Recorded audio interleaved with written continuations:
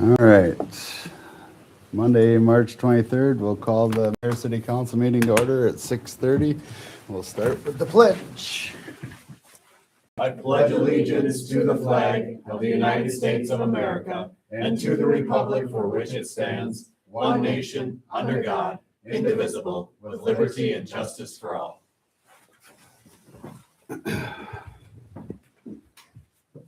Any additions to the agenda tonight? I have no additions tonight, Acting Mayor. I'll look for approval of the agenda, or motion for approval of the agenda. Motion. Second. Motion and second, all in favor, say aye. Aye. Motion carries 4-0. Now we'll open up for public comment if anybody has anything to say before we go into business. Hearing none, we'll close for public comment. Anything on the consent agenda that needs to be pulled for further discussion? Hearing none, I'll look for a motion to approve the consent agenda. Jeez. Motion. Second. All in favor, say aye. Aye. Motion carries 4-0. On to business items. Business item 10, presentation of the 2025 audit. Thank you, Acting Mayor. I'd like to introduce Bonnie and Robbie from our auditing firm, Abdo Ike and Myers, and they will be here to present the 2025 audit. Welcome. Perfect. Thank you so much. We are going to go through our audit presentation, which is a summary of the more detailed financial statements. And if you have any questions as we're going through this, please feel free to stop us and we can touch on anything as it comes up. We are in the draft form right now. There's one piece of information we're waiting on from the state of Minnesota Fire Relief Pension Plan. They expect to release that in late March or early April. Once we get that information, we'll be able to finalize the report. We don't expect any changes from the information we're going to cover tonight. So everything that we talk about will stay the same. It's more just getting some of that pension information updated with some of the new numbers from the state. I'm going to start by going through our audit opinion and the more of the technical side of the audit, and then Robbie will take over with some of the financial trends. So I'm going to zip forward to page 3 of the presentation for the audit results. We do have 2 audit opinion letters within the financial statements. The first one is the independent auditor's report that is required by state statute for you to have an independent audit come in annually and audit your financial information. And we also review your internal controls and your processes and make sure that everything is working as it should and there's no internal control deficiencies that we need to report.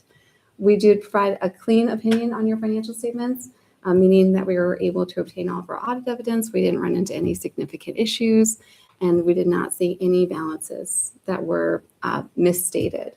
And for internal controls, we did not note any significant new deficiencies or any processes that were not being followed. So your internal control structure looked really good and was being followed as it should be.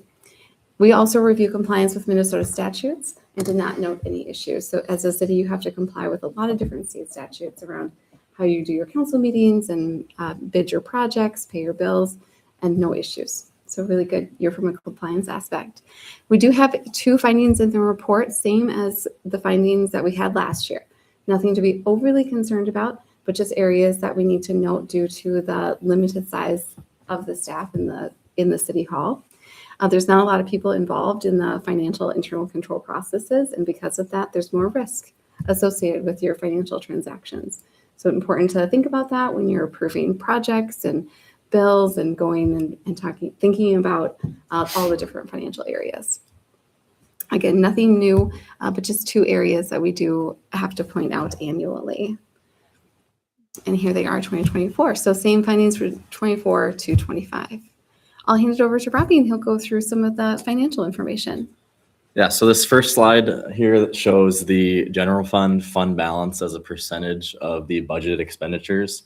So in that yellow line up top, that's going to be the budgeted expenditures in the general fund over the last 5 years. And then the orange line will be the percentage of your expenditures.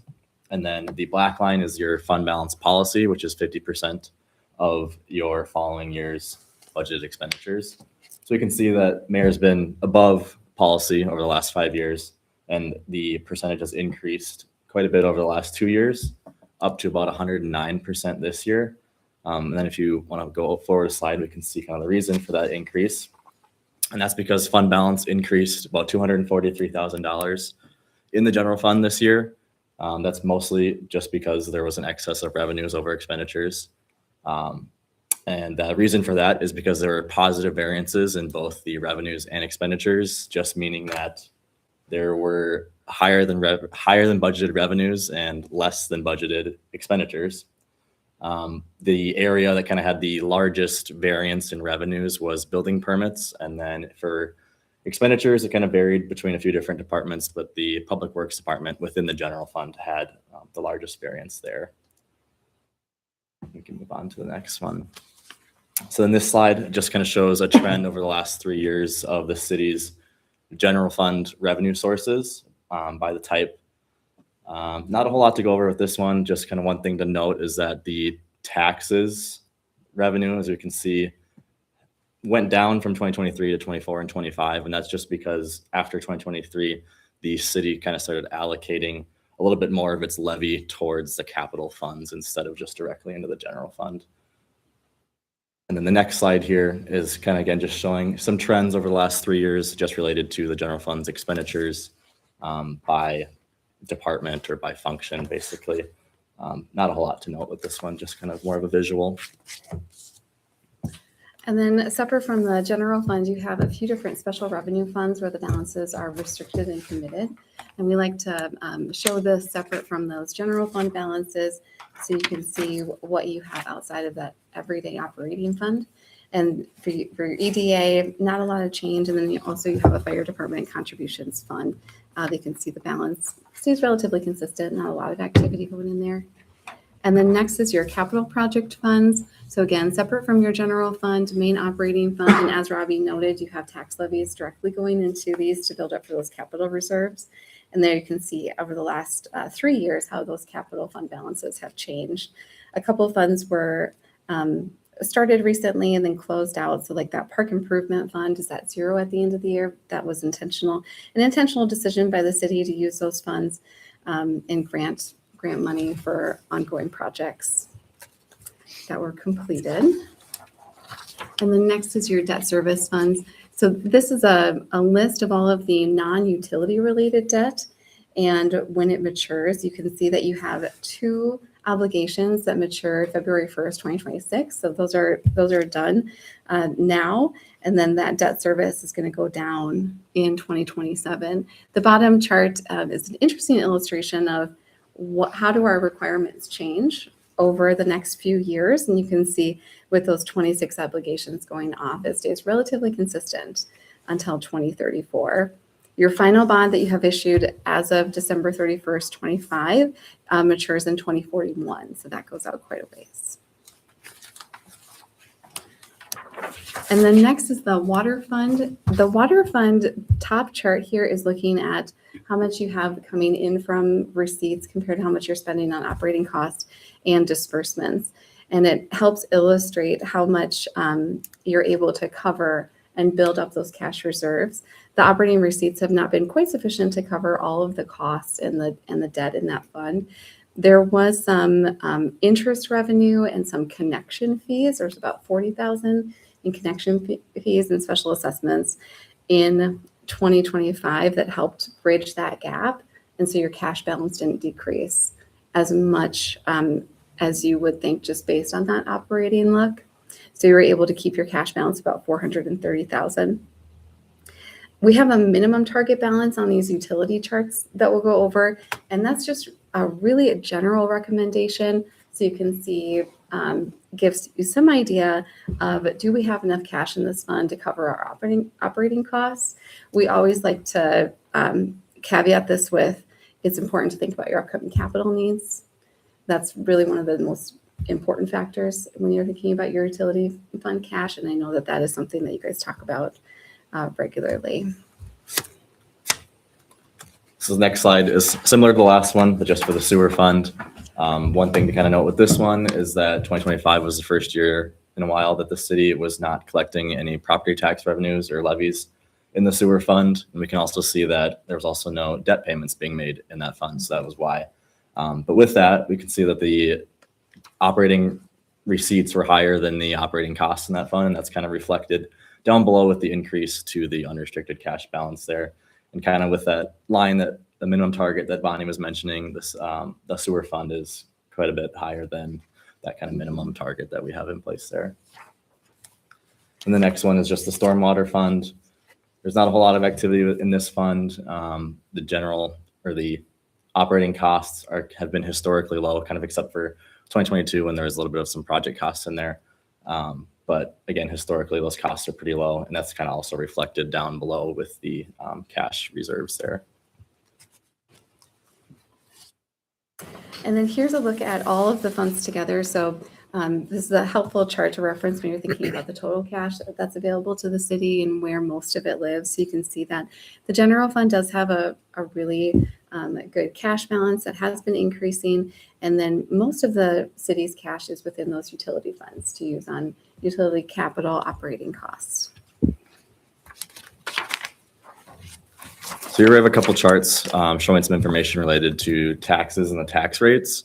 So the chart on the left shows the city's tax rate over the last 4 years compared to two peer groups. Those two peer groups are Class 4 cities, which are other cities in Minnesota, basically of the same size and activity of Mayor, and then also other cities in Carver County. The black line then represents Mayor's tax rate over those last 4 years. Mayor's tax rate in 2025 was about 37.8%, which is trending downward. Kind of also just compares to the peer groups, also kind of trending downward. But again, it looks like Mayor is a little bit lower than those peer groups too. And the chart on the right shows how the city's total property tax rate is divided among the different taxing jurisdictions. Those jurisdictions are the city, the county, the school district, and then some special districts that the city resides in. And then the line represents all Class 4 cities in Minnesota here. The main thing with this one, I guess, is just to see that the orange bars on the bottom are Mayor's city tax rate again over the last 4 years, and that is below the Class 4 city average in the state. And this last slide shows just a couple trend information related to expenditures in, I guess, the whole city. The one on the left is the current expenditures per capita. So Mayor's current expenditures were $469 per capita in 2025. One thing to kind of note with these two charts too is that we only have comparison data through 2023 available from the state. So it's mostly just kind of to show some trends over the last 3 years or 5 years, sorry. And then same thing on the right. That one is just showing your capital expenditures per capita. And in 2025 was $275 per capita, which is down from the previous year. And this would be governmental activity only, so it wouldn't include any of the water activity in these charts. Does anyone have any questions or would like us to go back to any of the slides?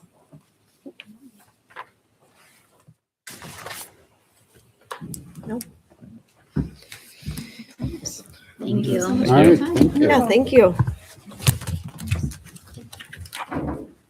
Any questions or further discussion before? Nope. And I'll look for a motion to consider approval of the 2025 audit. Motion. Second. Motion and second. All in favor, say aye. Motion carries 4-0.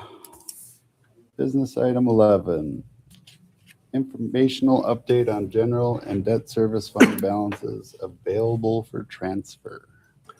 Thank you, Acting Mayor. Now that we have the audit on the books, we can talk about some of notice that in one of the slides here, I'll go back to it.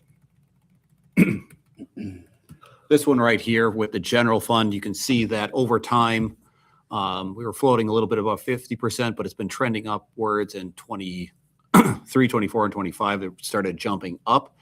And so our minimum fund balance policy says we need to keep at least 50% of this as cash balances or cash equivalents.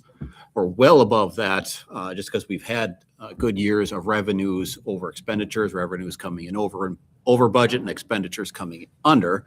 So we're at a point where city council can consider making transfers out of the general fund into other places for other purposes. We also have had 2 debt service that they mentioned that were defeased or paid off this year. And state statute requires that cities levy 105% of that, just because in some years, some people don't pay property taxes. So you have to ensure you have enough to make those debt service payments. So statutorily, we're required to levy 105% to cover that. In reality, how that generally works is at the end of the debt service, because you've been levying 105%, you generally have money in there that is left over. And those funds can be transferred out for any purpose the city council deems fit. So when we take a peek at that, for the general fund, the ending balance, and this is for the end of year 2025, according to the audit, the balance was sitting at $1,234,763. And so 50% of that is, it's 50% of next year's budget. So when we take a look at that, we call that our funding ratio. So we take a look at that. I've broken it down here in 5% increments. So if you wanted to keep it fully funded at 100%, you could still transfer out almost $99,000. And then as you go down to the floor here, if you want to take it down to 50%, you'd be transferring out $666,872. There is no requirement to transfer it out. It's simply available for council to do so. To any of these figures, you would add $38,591.15 because that's what's currently left over in the 2 bond funds combined. My recommendation is we stay at about that 75% level. 50 is bare minimum. The state auditor's office generally recommends between 35 and 55% at any given point. I historically have always liked to keep a healthy fund balance in there just in case. So 75 is about where I rest, but the decision is wholly up to council. So if you're looking at it from that standpoint, at 75%, if that were to be chosen, adding in the bond funds, you'd have $421,518.15 to transfer out for other purposes. Again, not required, but it's available if there are projects we may be looking at, and there are a couple of them that would be good candidates. Some that I mentioned, there's been talk of wanting a sidewalk from Casey's down to Dollar General. This was a project that came up after the fact, so this would be a great use of those funds to construct that without impacting any of our CIPs or anything below that 75% in the general fund. We'll be talking about at the workshop, but reconstructing part of the trail along highway on the east side of Highway 25, starting to break up a bit and a chunk of it. So that would be a good one. As we've seen in previous years here, the fire department's para fund has been underfunded. It's been slowly catching back up, but you could put a contributory amount above that. So instead of trying to ride that 100% funded ratio, you could get it above there. So there's some cushion in there that could ride investments better and then hopefully allow us to get back towards starting to raise that pension benefit for the fire department as well, because that hasn't been changed in a handful of years just because investment gains haven't been keeping up to keep that fully funded. And then whatever potential projects city council outside of that may have interest in doing, you just transfer it to any one of the CIPs for any of their projects. If you think parks needs more, if you think asphalt and trails and sidewalks or streets or anything like that. So not looking for a decision tonight on this. This is more informational to say, here it is. This is the funding levels we're looking at, and we'll go from there at some point in the future. So for now, the money will sit in the general fund and it can be transferred out at any time as council wishes. Any questions on that? Okay, so the 75%, the transfer amount would be 382. Yes. Plus 38,591. Okay, explain, I don't understand the 38,591. The 38,591 down here.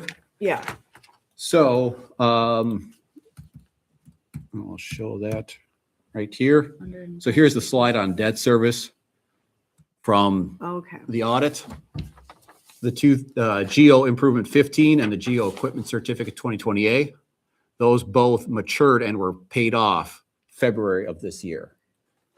Okay. Because we levy 105%, now that they're fully paid off, there is monies left over in those funds. Okay, got it. The combination of those two is going to be your 591.15. So that's what's currently sitting in there. That would be added to whatever funding ratio amount the city council would be looking at. Do we have ideas? I like the three ideas so far that you've kind of thrown out. I do like those. I know we don't have any idea of what Casey's to Dollar General would be.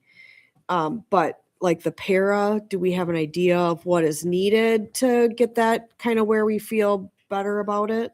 So the nice part about this is we're not in any rush to get these monies transferred out. Right. I was just curious if you had any thoughts, just because. So we'll have a good idea of that in September. That's Okay. when they'll have the report at the end of August, generally speaking, where we get the updated, what the investments have done and what the total contribution is. Okay. So we'll know that in September this year. We're going to talk about the Highway 25 trail project tonight.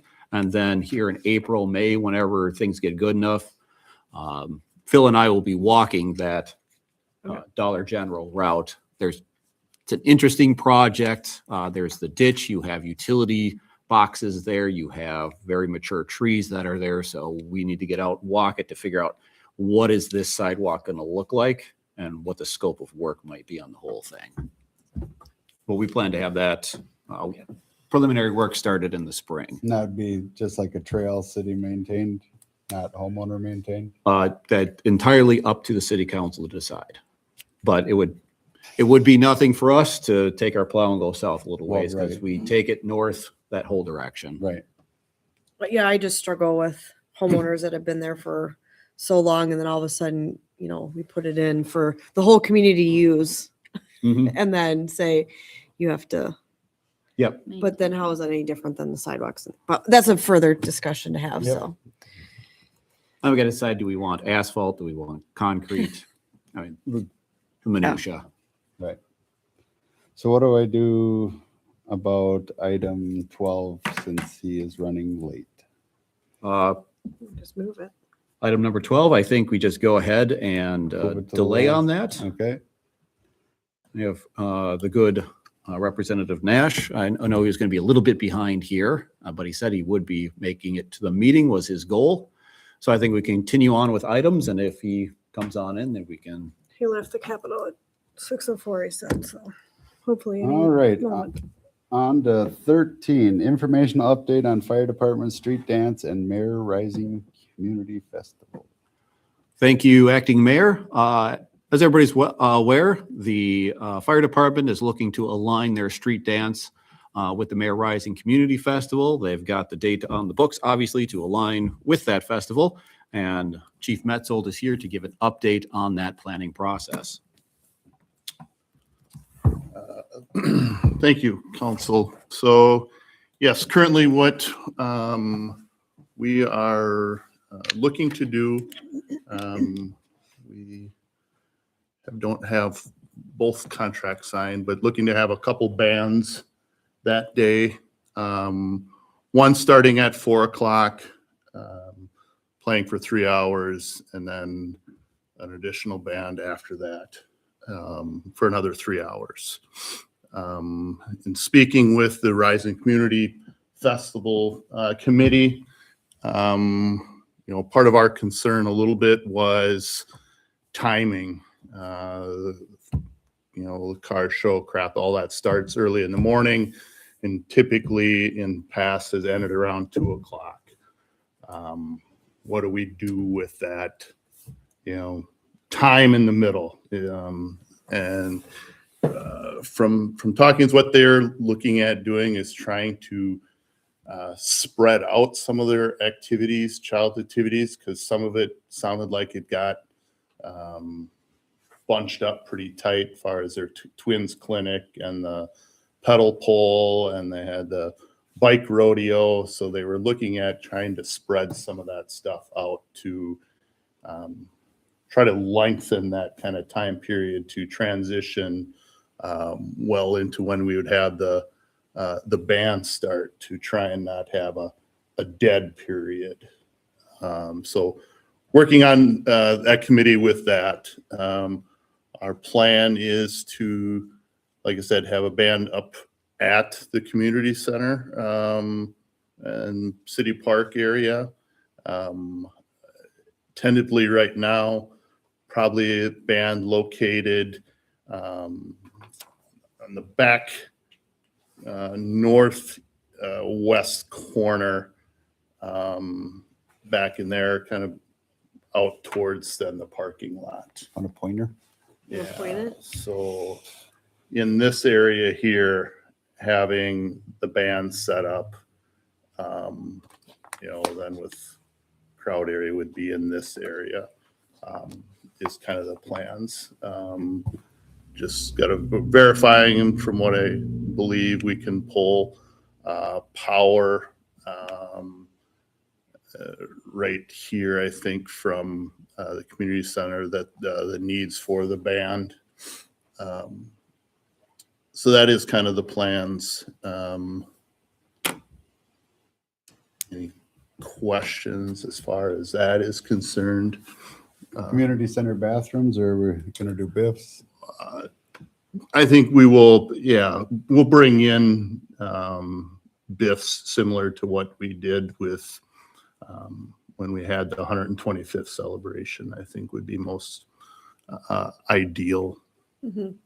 I guess it would be up to council whether they want to keep this open or not, but for sure bringing probably few more BIFs than typically we do that day. Is there a plan for like a similar like pork chop dinner, or are we just gonna extend? We're like, just food gonna trucks? extend serving. We have the hamburger stand and stuff, so we would serve that throughout the day and the evening. We are going to be meeting with that committee again and determining whether we ask other vendors if they want to stay the entire day or not. And so that's kind of our next meeting with the Rising Community Festival Committee on their thoughts on that, and if any of those vendors would want to dedicate more time to that or not, or if it would be solely just our burger stand and stuff. So that's to be determined yet. We do anticipate or like to, getting the liquor license of selling beer kind of throughout that day. And you Any answered other my, questions? you answered my biggest one with the gap. That was Yeah. gonna be my first. That was and kind of my foremost. concern a little bit, but from what they're Keeping some of trying to those. do is spread some of that stuff out so there isn't quite, because in talking to some people that they had as soon as they were done with the twins clinic, then they had to run their kids over to do this or that. Some of that stuff was kind of right on top of each other, and they didn't have time to just do whatever. So hopefully that spreads out the day a little bit better, kind of ties it all in. Good. Hopefully it goes well. Looking forward to it. What are we doing with parking?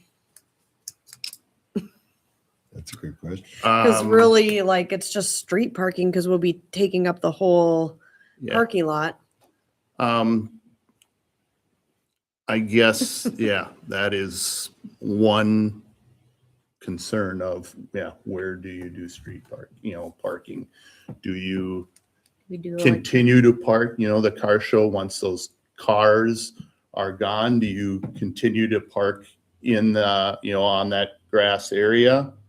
We'd have Guess to that would get- be a question for you guys. I see that as one possibility. we could Otherwise, look at doing yeah. that one-way situation too, like we did at the fire station. I think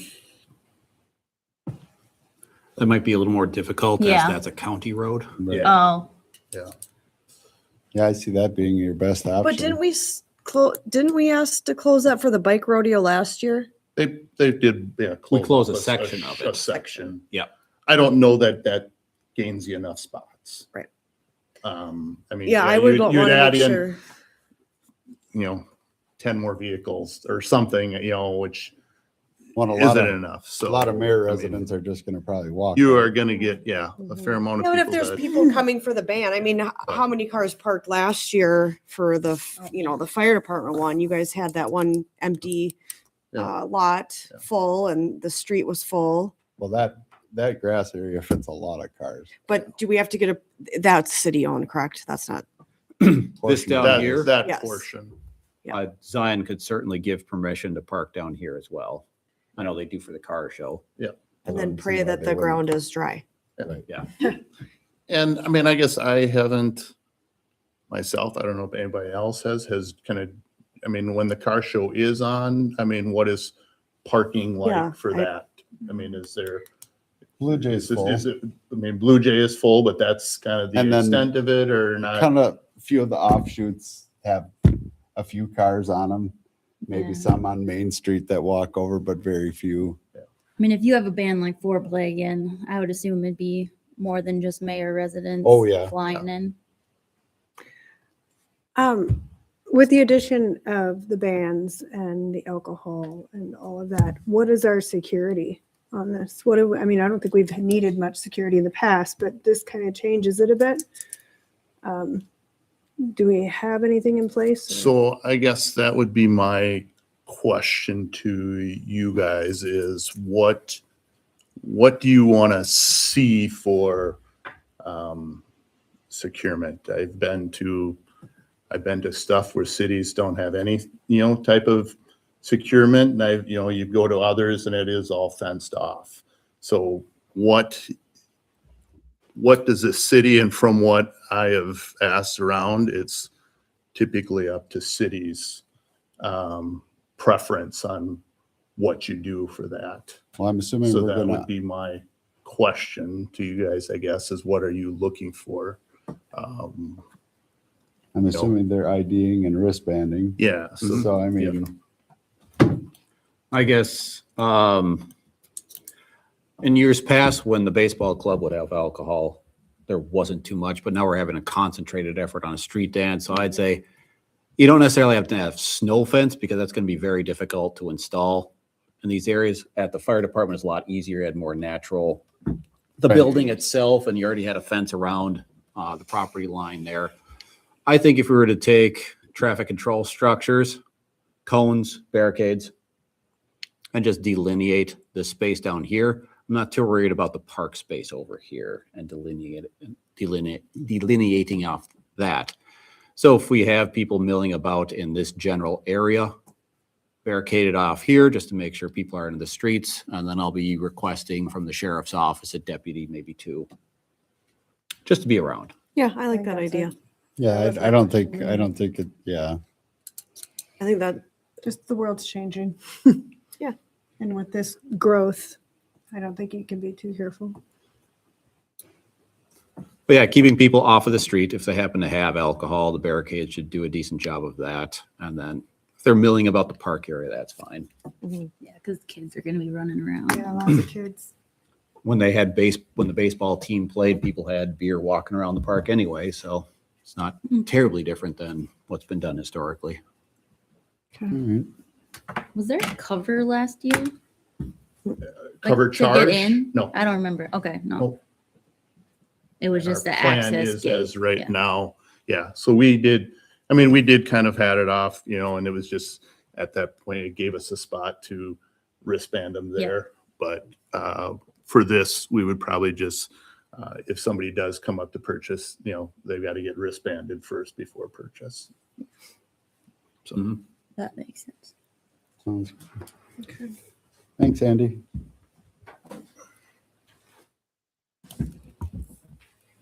I like that we're gonna make it a big all day thing. I think that'll be successful. So we have time to secure all that other stuff in the future then. Yeah. Mhm. Okay. Well, should we move back to item number 12 since I see Jim has joined us? Welcome, Jim. Evening, members of the council. Sorry to be a little late. Things went long and crazy at the Capitol, and I'm sure you're all shocked to find that crazy is at the Capitol. It's new. We're trying it out. But thanks for having me. I'm State Representative Jim Nash. Where to start?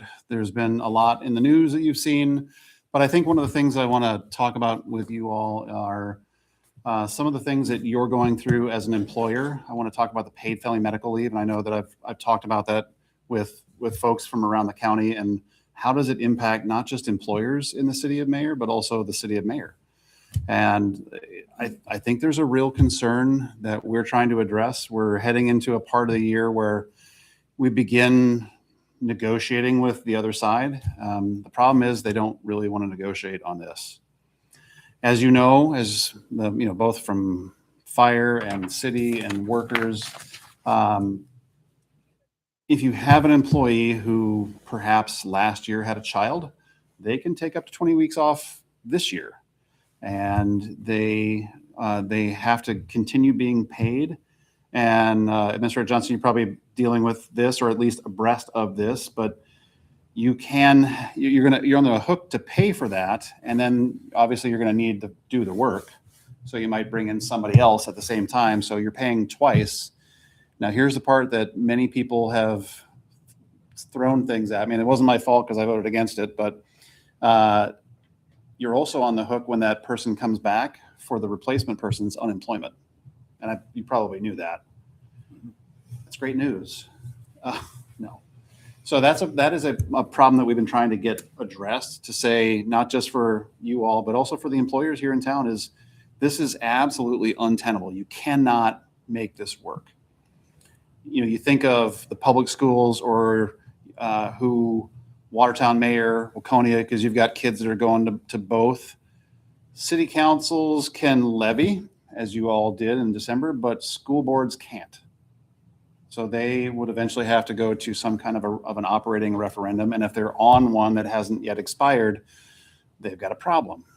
So now you have another issue that is being brought to bear by something that, in my opinion, look, it's based in something that I think is admirable, to say we want to take care of our employees. But as a person as a recovering business owner, because I sold my business, but if you have a key employee, you take care of them. You find a way to say, all right, Chad, we're gonna make sure, look, you had something happen in the family. We'll figure it out. You go take care of family. We're gonna make it work somehow. Maybe you work a 2-day week, or you go do something. Well, now it's a one size fits all for everybody. 20 some odd weeks off, and you're paying their replacement. And then when they come back, you also get the bill of the unemployment, but there's also lead up costs. So you're paying in now, and I don't know what your number is, but you're paying in. And if no one takes advantage of it, guess what? That money doesn't come back. So I don't know what happened with your levy relative to the paid family medical payments, but it's real. So that's one of the things that we've been fighting. We've been trying to get an exemption for certain size of business, to say, look, if you're an S corp, if you're a pass through, if you have 5 employees and they all happen to be of the last name Jackson because they all are the same family, well, it's a lot like handing each other $20 to say, you go take time off, and then when you come back, I'll go take time off because we want to take care of mom. There was no consideration of that when this bill became law. And as we tried really hard to say, one, you're not really getting as granular as you need to, because these small businesses, and we have them in every city here in Carver County.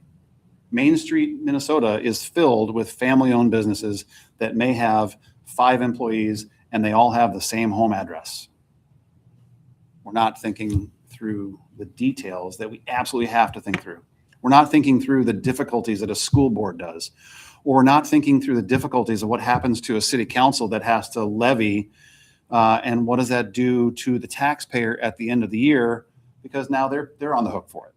So we talked about all those things, and I swear I felt like I was a little kid and they were patting me on the head like, oh, aren't you cute? That's so nice that you say these things, but shut up and go away. And as all of you know, I'm a little on the blunt side. So here we are. So what are some of the other issues we're working on? Well, taxes in general have gone up, and we're suffering from that. And it's not just from the state, but counties and other folks who are now the recipients of additional costs, like yourself. You have to pass that along because that's just how this works. And when it's originating in St. Paul, nobody is pointing the finger back at them saying, you gave this as an unfunded mandate, which in the previous trifecta, there was a lot of that. Let's move on to the other popular topic that fills our news screens at home is fraud. Waste, fraud, and abuse now is in the neighborhood of $9 some odd billion. And if you follow me on social media, you see that I have been fighting this every single day. If, as the chair of state government finance and as the majority whip, we talk about this on a regular basis, saying somebody has to take ownership of this issue.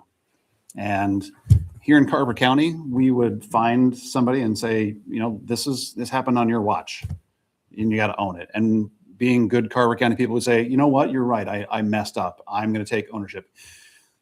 They're playing hot potato down there so much. Nobody wants to own this stuff and everybody wants to kick the can down the road. And when we have brought reasonable solutions, we get shut down because we're in a tie, as you know, in a 67-67 tie. I need one DFLer to come over on our side to say, we're going to do this. Now, fortunately, last year I had a bill that was House File 3 that gives the Office of the Legislative Auditor, and I'm sure you've all seen some of their reports because they actually make the news. And thank God that the news is now at least admitting that we have fraud in the state of Minnesota. The Office of Legislative Auditor is probably the premier watchdog in the state of Minnesota. And they dig in and they find all the uncomfortable information and then they publish it in a report. And we try to do good pieces of legislation off of that. But what I was able to do is to require internal controls to be reported back to the Office of the Legislative Auditor, much like you have to do to a lot of it, well, back to the council first and foremost, like here's what we did, here's the things that we implemented, and now we give a report back to the council.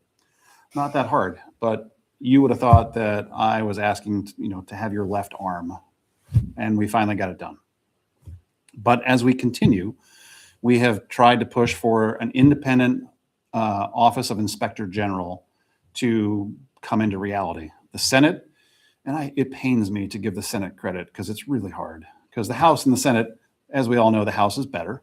But the Senate actually passed a bill and it was 60-7. So only 7 dissenting votes came off the floor in the Senate. They fired the bill over to us. It came to the possession of my committee. We tried to move it out quickly, and the other side of the aisle has shut it down for the last 6 weeks. And I have brought it up 3 times to try to get it passed, but on the agenda tomorrow in my committee, on my last gavel day before we go to deadlines, we are going to once again try to make the case that an independent Office of Inspector General that isn't beholden to the governor and has law enforcement capabilities, so that if they find something, they don't have to go to the Bureau of Criminal Apprehension and say, would you please, pretty please, do this thing over here to arrest these criminals, and have the governor possibly say no. It's going to be an independent organization that has the ability to subpoena, to arrest, and pursue all those things. The other important thing with that bill that we're trying to make sure that gets done is that the person who occupies the role as the OIG is not appointed by the governor, because that's a lot like nominating your buddy, the fox, to watch the hen house as you're off doing other things. So we've tried to make the case to say we don't want that because we'd like to have an independent, objective person who really doesn't have a political ideology, much like the OLA, who said, you did something wrong and now we're coming for you. And we're going to get to the very bottom of it. And once we get to the bottom of it, whoever is on the bad side of the ledger, we're going to arrest you and then we're going to prosecute your crimes. Now, I'm maybe apparently an old-fashioned kind of guy and think that's a good idea. But for many, they have been fighting that very thing to say, no, that's bad. We don't want that. So that's where we are on that. Should we pause for questions or? No, I'm quite enjoying this.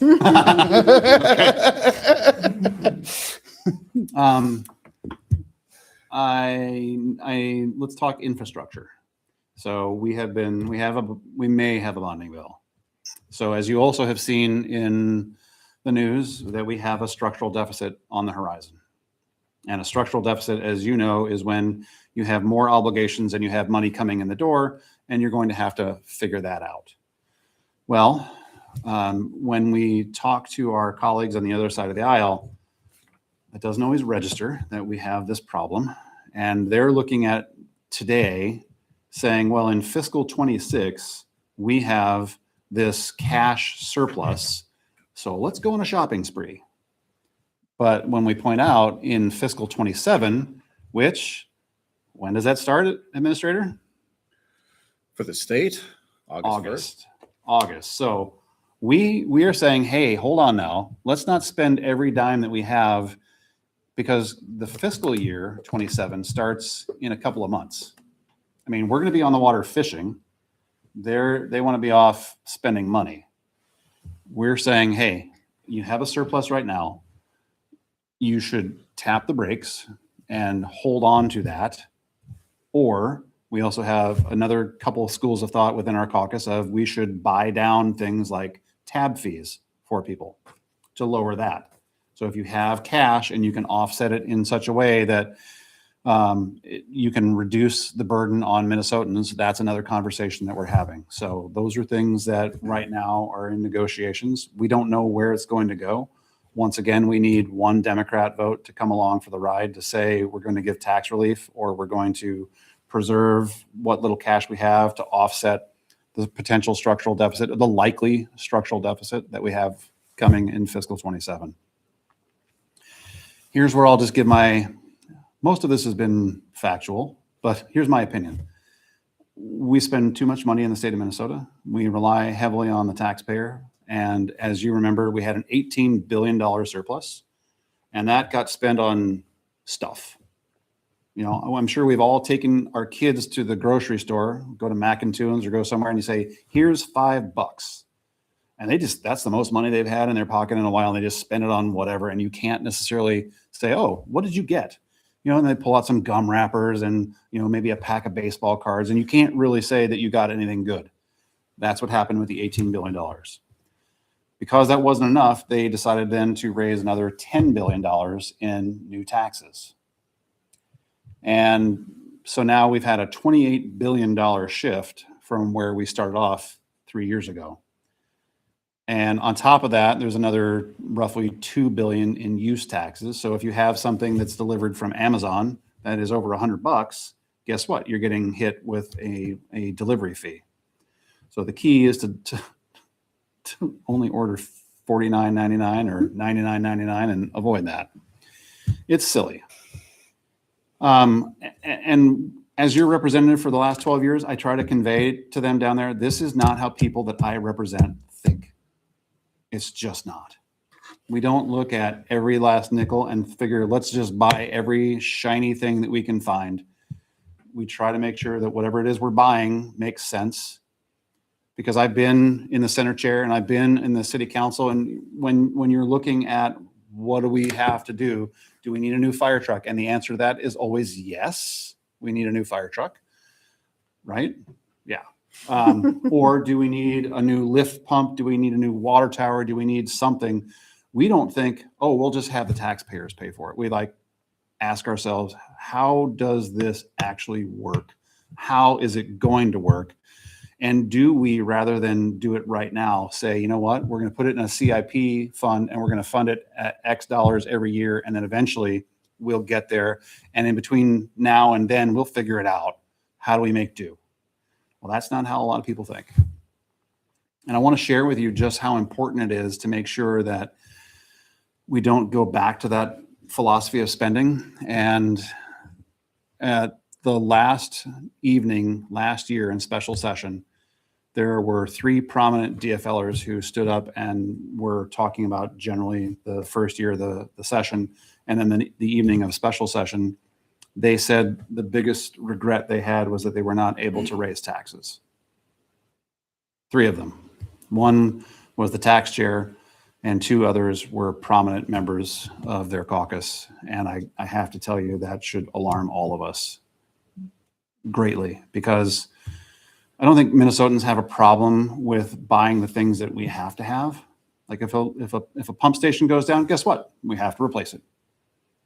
If a city truck goes down, if you have a plow go down, guess what? You have to replace it. But we have a spending problem on things that we need versus things that we kind of want. And what I have long said, when I was mayor, I used to take my wallet out of my pants and thump it up on right where you're sitting there in Laconia, and say, this is where all tax dollars come from. Never forget that. And that's kind of that's where we find ourselves, is we have forgotten where the tax dollar comes from that gets spent in St. Paul. And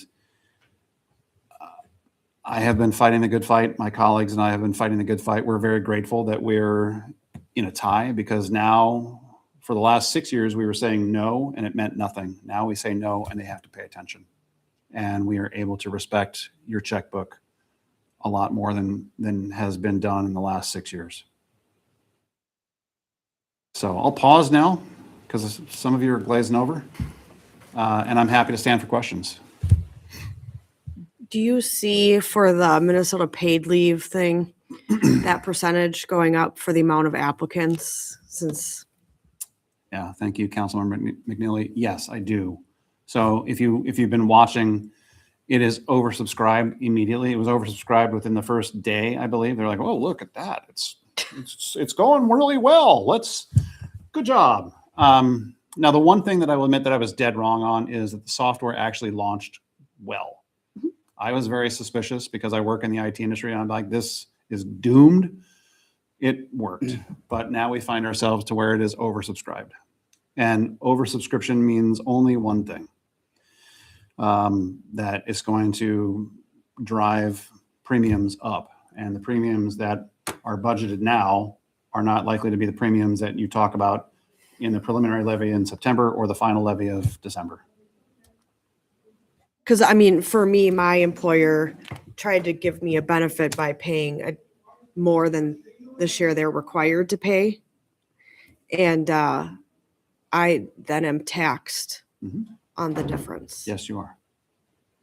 So they were trying to do a benefit to me by paying more and I paid less, but then the difference I pay taxes on.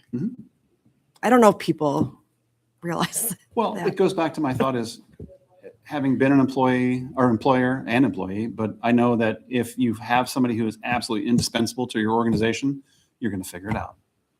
Right. You'll just say, you know what? They are integral to what we do. We'll find a way, as opposed to, well, we'll just pay everybody as much as they would like to take off. And how now you've convinced me to jump back into it.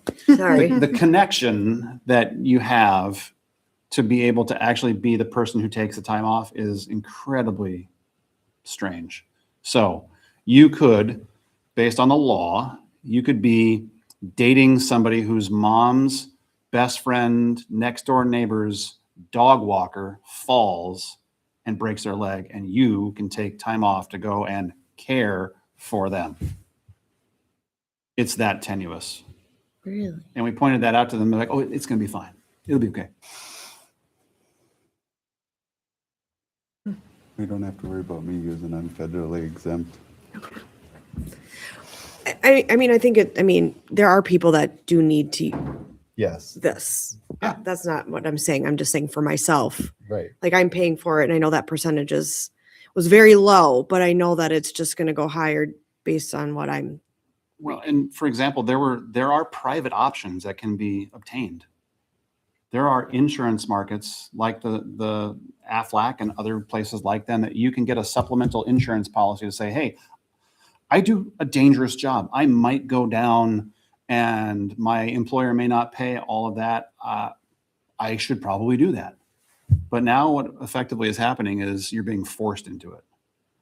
And any liability is going to happen on the taxpayer. So let me mention one other thing that just came to mind that a lot of cities have asked me about is the social districts. I don't know if you all have talked about social districts here at all. Not a whole lot. Okay. So social district has happened in other cities, and it's effectively you buy a cup at a certified vendor and you can walk up and down the social district with a drink in your hand. Yep. So it's happened in other places. My goal, members of my caucus's goal is to say, we don't want to be in the business of doing one-off approvals for cities around the state. We would like to set parameters and let cities do that. I didn't know if you guys had been talking about it, but if you do, stay tuned. We're trying to fix that so that if you have a social district or a place that makes sense to walk, like a Nickel Dickle Day in Waconia, that would be sort of how it would work. So, other questions? I have Councilmember one Jackson, I'm gonna pick on more. You haven't asked a single thing. I'm, you know me. I do. I've got it all in here and And then I you have text my me. opinions. You send me text messages. I just have one more. Yeah. I always Yeah, have please. questions. So we just had, prior to you coming, we had our audit review. Mhm. What I struggle with is, as a city, we have to have a private entity audit our financials.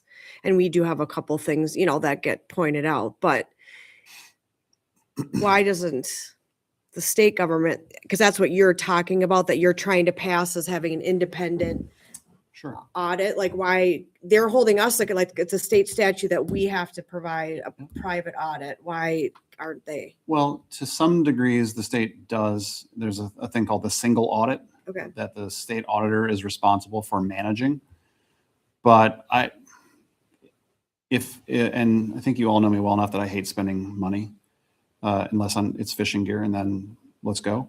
But if we are to spend $1 of state money, I think that it makes sense to put more money into looking at what's been going on and how do we answer back to the people of Minnesota that we've done it right. Sorry, it's Bless allergy you. season already. So there are multiple audits that happen, Okay. some internal, some external. The legislative auditor, so it's a misnomer. People think the state auditor would audit the state and that the legislative auditor would audit the legislature. It's the other way around. So the legislative auditor scrutinizes departments and agencies and the governor's office. And then the state auditor actually audits cities, counties, school boards, soil and water. And I'm sure you've had your reports, your audits go to the state auditor for at least digestion. I don't know if they've come back and done a bench audit on any of your audits, but they can if they chose. Yep. But there are great needs to dive deeper into, one, the fraud, but also to say for other agencies that haven't been in the news yet. For me, if we're going to spend money, I would appropriate some money to say, let's audit everything and let's go deep and let's hire like the meanest auditor we can possibly find that doesn't know the meaning of the word no. They just keep going, because I get emails and I get text messages and I get phone calls and I get stopped at the store or I get stopped at the fair or whatever. And people are like, I am fed up with this. Please, for the love of lutefisk, dig into this and get us an answer. So for our caucus, we want answers. So what steps, is there any new way of trying to speak to the other side? It's become very black and white, right? Everything you say clearly makes sense, right? It's common sense. You don't have the money, you don't spend it. And you save to spend. And these are common things we were all brought up on, but yet you've got another side of the aisle that's just like, I don't care, you wear red, I'm not listening to you. So, how is there, there has to be some kind of new approach, right? Yeah. And maybe there's something you guys are already trying. I don't know. So what I would say on a lot of these things is what you see in the TV news isn't always what always happens. So there are a number of DFLers that have come over to put up votes for things that I've done. they put up a vote for my House File 3. That's how it became law. So we're now digging deeper into the internal compliance of the state. They recognized that my bill made sense, and they said, yes, we'll vote for the Nash bill. Other things that I've done, I think some of you have seen that I've in recent years, I've been working on a lot of child abuse issues around mandatory reporting and other things, because as a kid that was abused for 17 years, I finally decided to start talking about it, and we've made some substantive changes. We were able to get votes on them, but the TV news doesn't always do that, because what's more fun, seeing two sides get along on some issues or Nash beating the crap out of the other side of the aisle? Now that still happens. Don't lose faith. I still do that. But there are times where we get together and move the ball for the benefit of Minnesota. But as it relates to spending issues, it is very hard to get together and talk about, one, we can't spend money that we don't have, or two, that when money goes missing or fraud happens, that's not acceptable. And for the longest time, they didn't even want to admit, and the governor didn't want to admit, that there was fraud. Oh, it's just 200 million. It's just small. Jeez. Right. Well, when you see Right. story after story after story after story after story after story that are all in numbers that are in excess of what the governor says has happened, you begin to call shenanigans and say, I don't believe you. So it's now time to get to the very bottom of what's going on. And look, I spend time in Carver County. You guys have seen me all over the place. People stop me, and usually words that start with F are what comes out of their mouth. They want to know what's going on.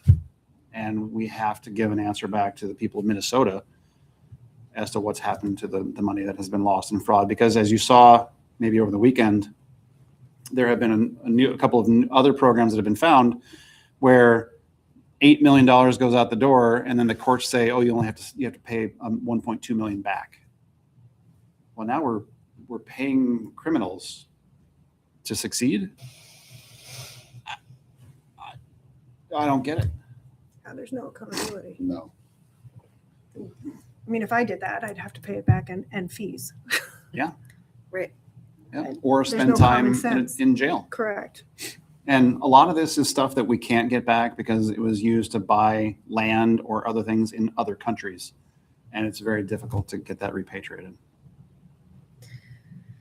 So is it a matter of you're guilty, slap on the hand, and we never see money again? Is that the reality of a lot of it? Well, Councilmember Fauci, that's a great question. So it depends on who's the prosecuting attorney.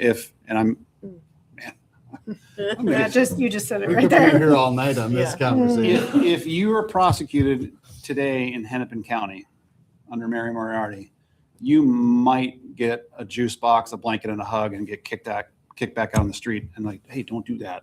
That's bad. We have to have greater accountability for the prosecuting county attorneys who take these things on. And you know what? If Carver County Attorney Metz said, Representative Nash, we need more money to prosecute crimes, guess what? I would vote to give him more money to prosecute crimes. Because if there's no deterrent, if there's nothing out there, and you truly do, in my example of get a juice box, a blanket, and a hug, because we want you to feel special. We want you to not do these things again.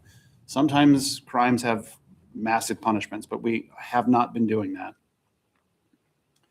People need to be held accountable for what they do. All of us who are elected, we're held accountable by the people who sent us here to do our respective jobs. We're accountable at the ballot box. If you do something that's criminal, you should be accountable to the county attorney or the district attorney or whomever. That's not happened, or it hasn't happened to the level that it needs to.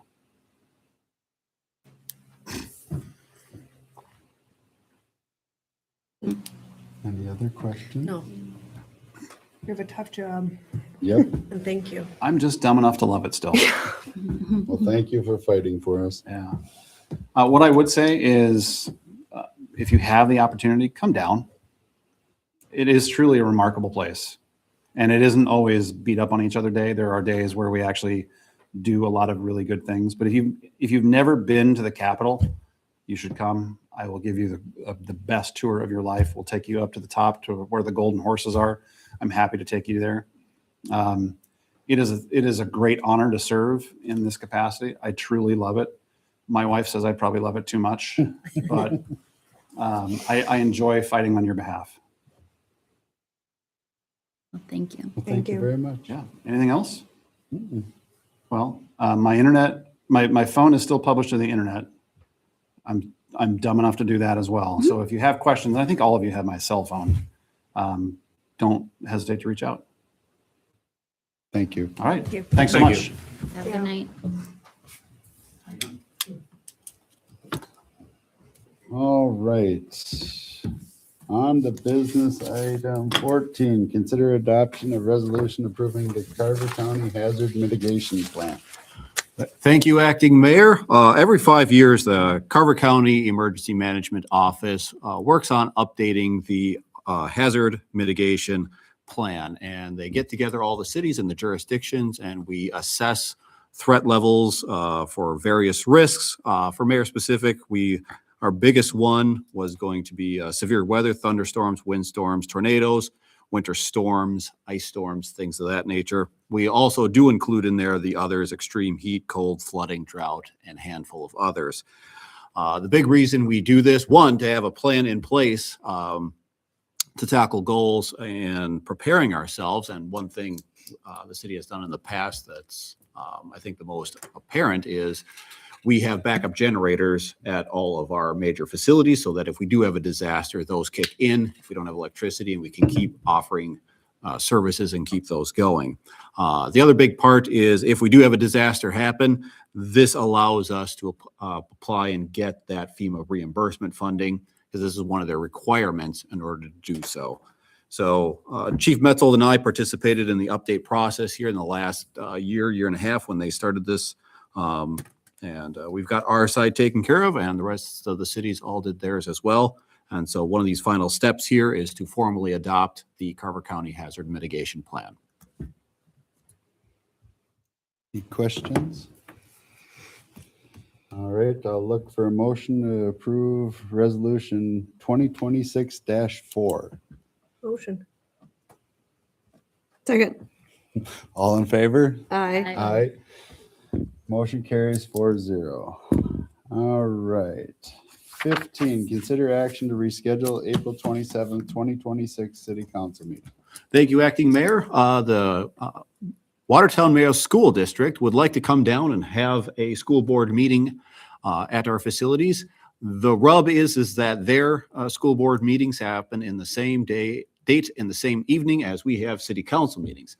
They have requested to come down on April 27th, so it'll be next month, second meeting, to have their school board meeting here. The mayor and I talked about it, and we said, yep, we could accommodate that. So we will simply need to choose an alternative date to have our city council meeting on that. So that'd be the fourth Monday in April. We could certainly go to the 28th on that. I'm fine with the 28th. Except garage sale starts the next day, so. Anybody having one? I will not be here that week. I can make it work.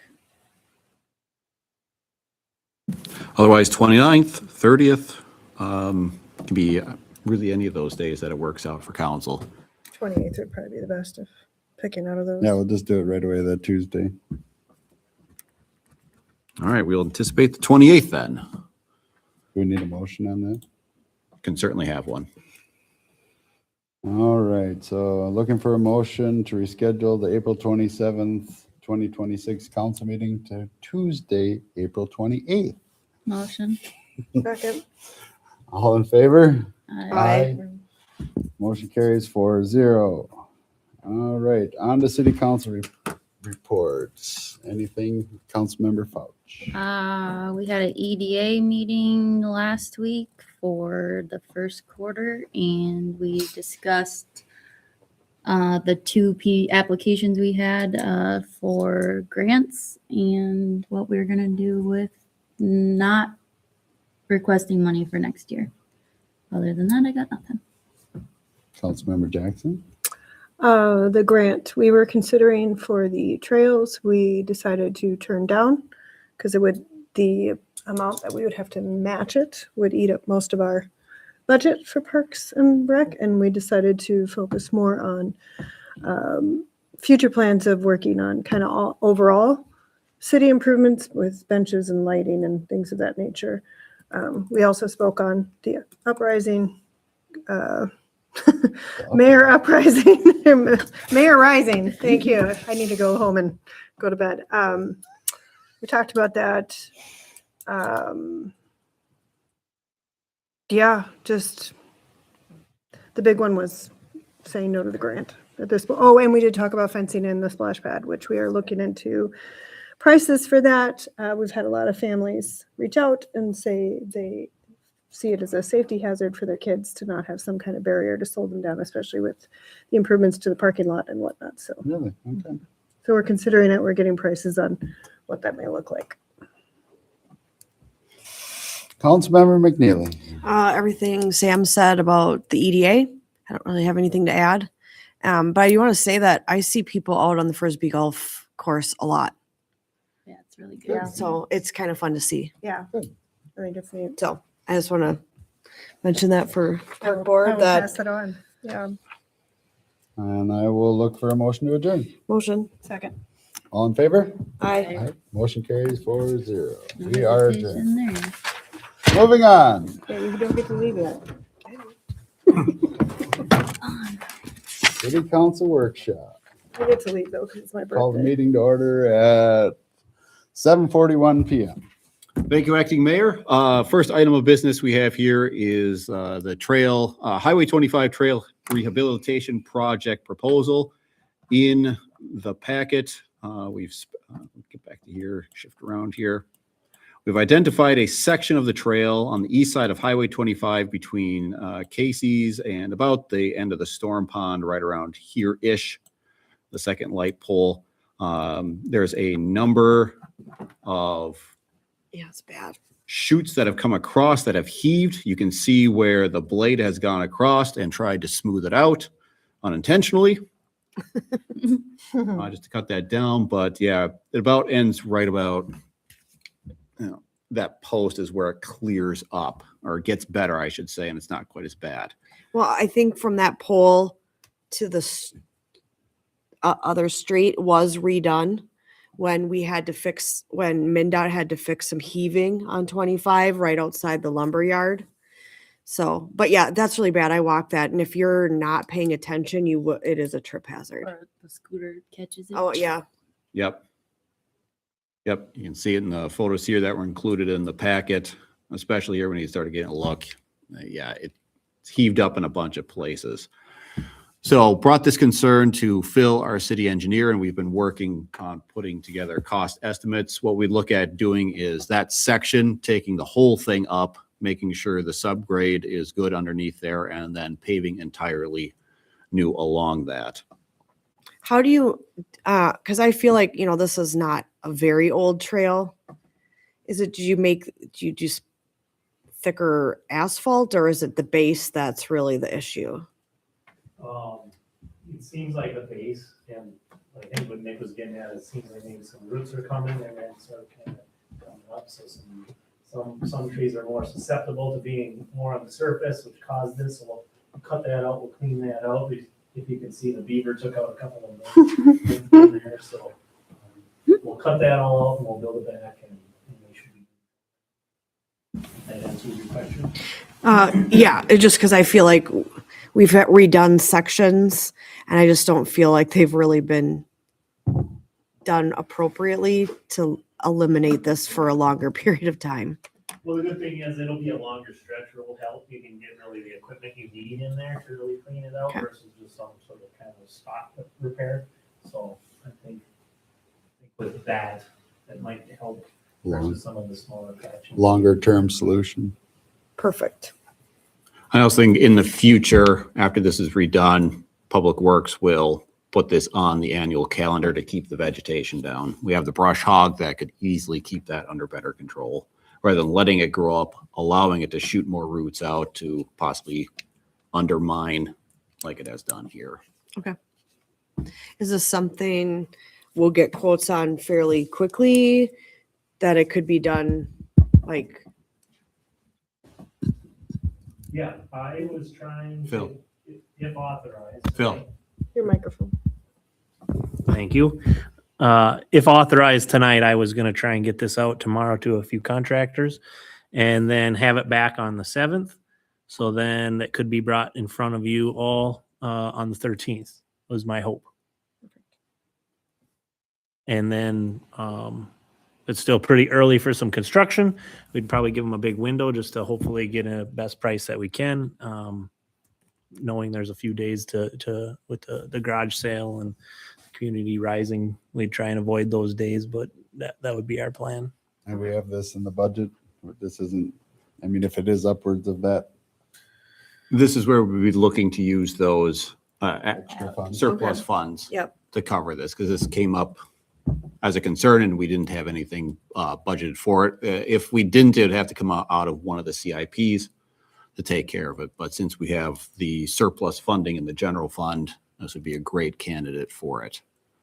Yeah, Fine. I mean, it's not safe. And a lot of people use it. I think some other considerations Phil and I were talking about, just with the oil prices fluctuating recently, depending on how the quotes come back.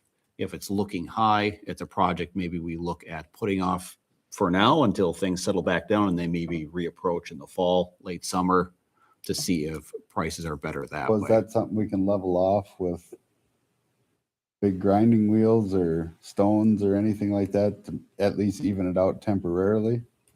This winter, as you can see, I've done a pretty good job trying to do that. And it's Well, with legit like concrete Not grinding. Nick the trail guy.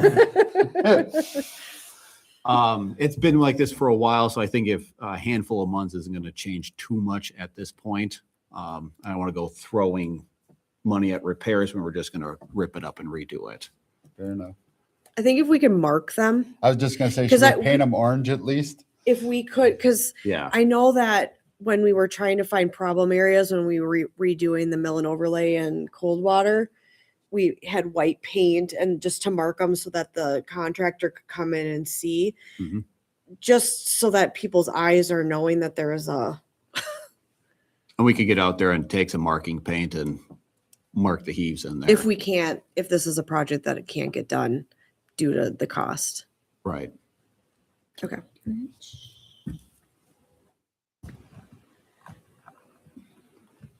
So that's the scope of the project. As we saw in the memo there, we're looking at doing that with the cost approximately 60,000. That's a conservative figure given prices of asphalt and how they've been fluctuating. If I remember, the original we had looked at before fluctuations, I think was 46, I was gonna say, something like that. seems really high. Yeah, I believe you're right. Something of that nature. So we'll see how they come in. Hopefully we get a nice, good one and a good competitive one, and then we can execute sooner rather than later. But yep, we want to broach this with the city council. Phil will go out and get those quotes. Should be ready at the next meeting. Sounds good. Excellent. Any other questions on that? Thanks, Phil.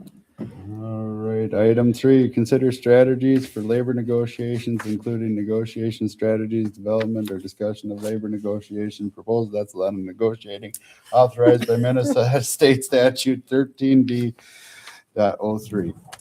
So yes, for this portion, Mike would normally grab it, but since I'll cover real quick, we'll be going to closed session under authorization of Minnesota State Statute 13D.03, which is to consider strategies for labor negotiations. So for those who may be watching, this is our last item. After we come out, we'll be immediately adjourning and there won't be any further items.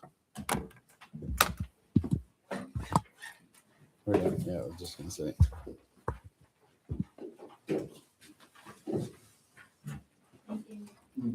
Thanks, guys.